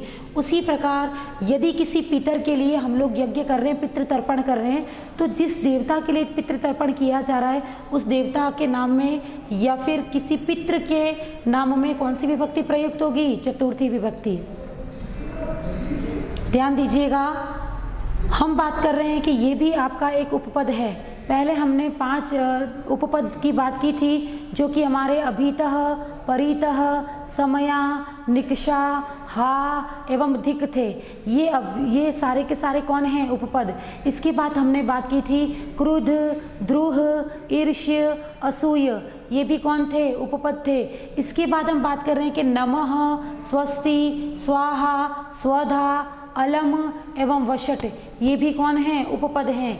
एग्जाम में पूछा जा सकता है निम्नांकित में से कौन एक उपपद है या कौन एक उपपद नहीं है, तो हमें ये सभी उपपद एक स्थान पर लिखकर याद करने हैं। चलिए, हम बात कर रहे थे कि हम जिसको नमस्कार कर रहे हैं, भाई देवी गुरु को नमस्कार करें तो गुरु में चतुर्थी विभक्ति, यदि हम किसी देवता को नमस्कार करें तो देवता में चतुर्थी विभक्ति।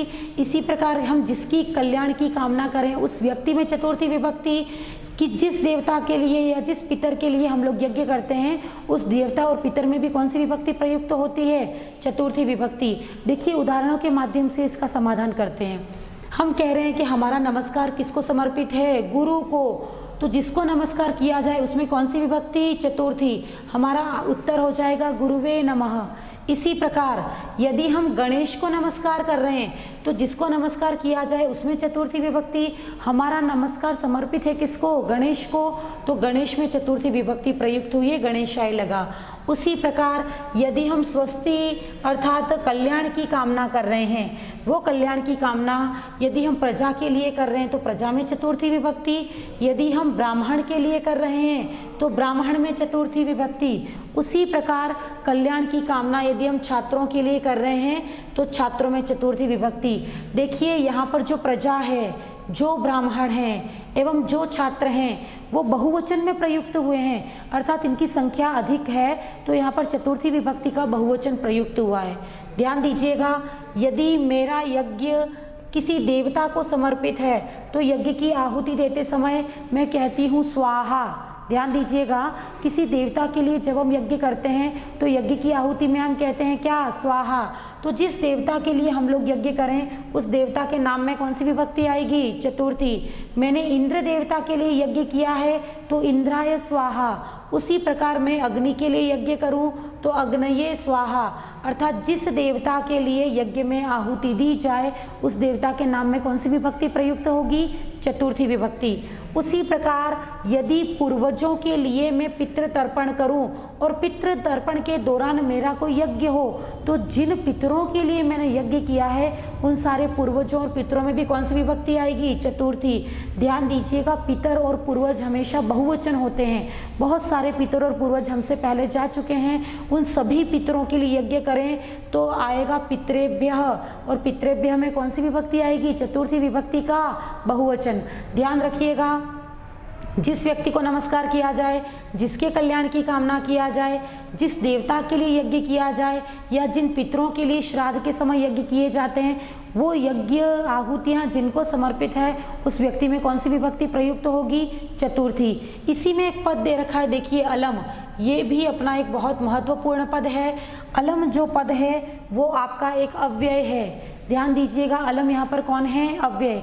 ये अव्यय जो अलम है वो कितने भागों में विभक्त है? 2। इसके 2 रूप हैं। एक अलम हमसे कहता है क्या? निषेध। यदि निषेध अर्थात मना करने के संदर्भ में अलम आएगा तो वहाँ पर कौन सी विभक्ति आएगी? तृतीया। ध्यान दीजिएगा, निषेध अर्थात मना करने के संदर्भ में यदि अलम अव्यय का प्रयोग किया जाता है तो वहाँ पर कौन सी विभक्ति आएगी? तृतीया। अर्थात निषेध अर्थात बंद करो, रोको या शांत रहो। अब देखिए यदि हम अलम यानी रोको, किसके रोकने की बात चल रही है, वार्तालाप की, तो वार्तालाप में कौन सी विभक्ति आई, तृतीया। उसी प्रकार कोलाहल को बंद करने की बात चल रही है, तो कोलाहल में कौन सी विभक्ति आएगी, तृतीया। इसी प्रकार यदि हम अलम अर्थात रोको, किसको रोकने की बात कर रहे हैं, विवाद को, तो विवाद में कौन सी विभक्ति आएगी, तृतीया। ध्यान रहे निषेधार्थकम अलम योगे का विभक्ति ही, आपका प्रश्न पूछा जा सकता है निषेधार्थक अलम के योग में कौन सी विभक्ति होगी, तो हमारा आंसर है क्या, तृतीया। इसी कारण तो वार्तालापेन, कोलाहलेन और विवादेन में तृतीया विभक्ति प्रयुक्त हुई है। इसी प्रकार हम बात कर रहे हैं कि अलम शब्द का एक अर्थ कौन है, पर्याप्त भी है। यदि हम पर्याप्त अर्थ वाले अलम की बात करें, ध्यान दीजिएगा, यदि हम पर्याप्त अर्थ वाले अलम की बात करें तो कौन किसके लिए पर्याप्त है, जिसके लिए पर्याप्त है उसमें कौन सी विभक्ति लगेगी, चतुर्थी। हमारा उदाहरण है देवता पर्याप्त हैं, देवता अकेले ही पर्याप्त हैं, किसके लिए, राक्षसों और असुरों के लिए। हमारे देवता या हमारे भगवान अकेले ही पर्याप्त हैं, किसके लिए, असुरों या फिर किसके लिए, राक्षसों के लिए। तो आप ध्यान दीजिए, कर्ता ने कर्म को करण से संप्रदान के लिए, तो हमारी बात हो रही है किसके लिए, राक्षसों के लिए। एक तो के लिए संदर्भ है इसलिए चतुर्थी विभक्ति आई है, और दैत्यों के लिए पर्याप्त है, जिसके लिए पर्याप्त हो उसमें कौन सी विभक्ति आएगी, चतुर्थी। चतुर्थी विभक्ति का बहुवचन यहाँ प्रयुक्त हुआ है क्योंकि दैत्य या असुर कितने संख्या में, बहुत अधिक हैं। इसी प्रकार शिक्षक अकेला ही पर्याप्त है, ध्यान दीजिएगा, शिक्षक अकेला ही पर्याप्त है, किसके लिए, सारे छात्रों के लिए। सारे छात्र यानी कि कौन, बहुवचन। अतः यहाँ पर छात्र में कौन सी विभक्ति प्रयुक्त हुई है, चतुर्थी विभक्ति का बहुवचन। ध्यान दीजिएगा, जिसको नमस्कार किया जाए, जिसके कल्याण की कामना की जाए, जिस देवता को या जिस पितर के लिए यज्ञ समर्पित किया जाए, उन सब में चतुर्थी विभक्ति आएगी। फिर हम बात करें, एक अव्यय है अपना कौन, अलम। अलम अव्यय के कितने भेद हैं, दो। निषेधार्थकम अलम योगे का विभक्ति तृतीया, पर्याप्त अर्थकम अलम योगे का विभक्ति चतुर्थी। प्रश्न हमें रिक्त स्थान के संदर्भ में भी पूछा जा सकता है, जिसको रोकना है, बंद करना है, उसमें तृतीया विभक्ति, लेकिन जो जिसके लिए पर्याप्त है उसमें कौन सी विभक्ति, चतुर्थी विभक्ति। इसी प्रकार हम देखते हैं बहुत महत्वपूर्ण भाग है अपवाद। ध्यान दीजिएगा, अभी हमने पढ़ा था कि जिसको नमस्कार किया जाए उसमें कौन सी विभक्ति, चतुर्थी। हमारा नमस्कार यदि गुरु को समर्पित है तो गुरुवे नमः, गुरु को नमस्कार, तो हमारा राइट आंसर हो जाएगा कौन, गुरुवे। लेकिन यदि हमारा पद अंत में नमस्करोति है, ध्यान दीजिएगा, नमः है तो चतुर्थी विभक्ति लगेगी, किसको, जिसको नमस्कार किया जाए उसमें। लेकिन हम बात कर रहे हैं यदि नमस्करोति पद लिखा हुआ है तो जिसको नमस्कार किया जाए उसमें कौन सी विभक्ति आएगी, द्वितीया।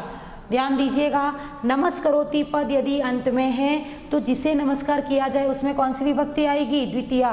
और यहाँ द्वितीय विभक्ति युक्त पद हमारा कौन सा है, गुरुम। अर्थात पहले वाले सेंटेंस में तो नमः अकेला है तो चतुर्थी विभक्ति, नमस्करोति है तो द्वितीय विभक्ति। रिक्त स्थान की पूर्ति अथवा अशुद्धि संशोधन के रूप में यह प्रश्न बहुत ही महत्वपूर्ण है। इसके आगे देखते हैं। देखिए, पंचमी विभक्ति प्रारंभ करने से पहले आज की कक्षा को मैं यहीं विराम देती हूँ, क्योंकि ये वीडियो बहुत लंबा हो जाएगा। तो मैं चाहती हूँ कि प्रथमा विभक्ति से लेकर चतुर्थी विभक्ति के लेसन को ही हम यहाँ पढ़ें।